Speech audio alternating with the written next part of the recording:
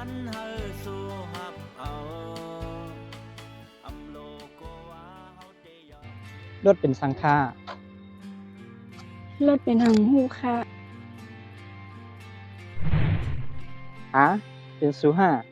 คุณสั่งถูกเสียอิดเนาะเลยมาทบกันบิ๊กตั้งไหน เจ้าค่ะมาเร็วปีเป็นเจ้าของทองมาเร็วปีแต่งงานมีนาเฮิรนเยาค่ะ จะเย้ามือเลียวปีแต่งงานมีนาเฮิรนเยานะเย้าน้องรู้ จัดปันน้องแต่อะไรพี่ตรงอยู่จัดสิจัดปันน้องแต่ตาเต๊เลยทบงานก็ตีลีดีนั่นพี่ตรงอยู่จัดสิเสียหลายเจ้าเอามือว่านั้นน้องไรยันถือตั้งถือกว่า